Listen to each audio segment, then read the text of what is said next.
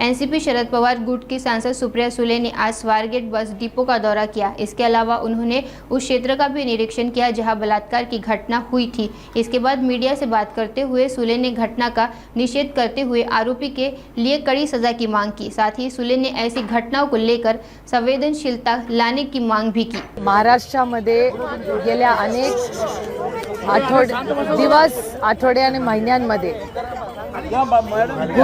सरकारचा डेटा सांगतो की महाराष्ट्रामध्ये प्रचंड गुन्हेगारी वाढलेली असं दिसतंय आपल्याला। आणि त्या गुन्हेगारी जी वाढलेली आहे त्याच्यामध्ये प्रकर्षाने महिलांवर होणारे अत्याचार आणि आज सकाळी चाकणला जी घटना घडली ती तर धक्कादायक होती। म्हणजे चाकणला वर्दीवर असणाऱ्या पोलीस ह्याच्यावर कोयता गँगने अटॅक केला। आज सकाळची तुमच्या चॅनलवरची बातमी एक, काल रक्षाताई खडसेंच्या मुलीवर पोलीस बरोबर असतानाही जे गैरवर्तन झालं हे अतिशय धक्कादायक आणि दुर्दैवी आणि वाईट आहे। मी त्याचा जाहीर निषेध करते। आणि त्याचबरोबर स्वारगेटला झालेली घटना असेल किंवा अनेक अशा ज्या घटना सातत्याने महाराष्ट्रात होत आहेत ह्या खूप दुर्दैवी आहेत। मी त्याचा जाहीर निषेध करते। आणि त्याचबरोबर स्वारगेटला ही घटना जी झाली आणि ज्या पद्धतीने ती हाताळली गेली तेही अतिशय असंवेदनशीलपणे केल्याचं आहे।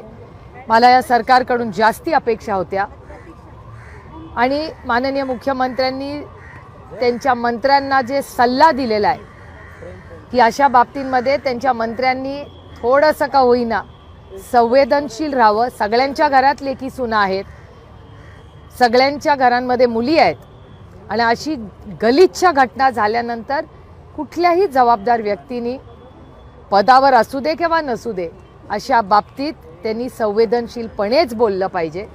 आणि ज्या पद्धतीने ही जी घटना झाली त्याला ज्या दिशेने नेण्याचा प्रयत्न केला आहे ते खूप दुर्दैवी आहे। आणि मी इथे आल्यावर बघितलं की इथून मेन रोड तर म्हणजे 50 पावलावर पण नाही आहे, 25 पावलावरच आहे। पोलीस स्टेशन जवळ आहे, सगळंच आहे। त्यामुळे ही जी घटना झाली ती फार कुठे अंधारात कोपऱ्यात वगैरे अशी झालेली नाही।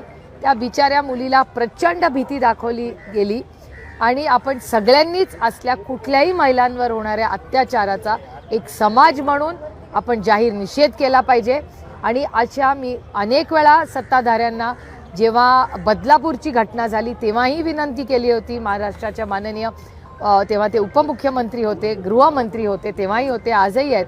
त्यांना विनम्रपणे विनंती करते की महाराष्ट्राने देशाला एक उदाहरण द्यावं की फास्ट ट्रॅक कोर्टमध्ये अशा लोकांना चौकात फाशी दिली पाहिजे, हे माझं मत आहे।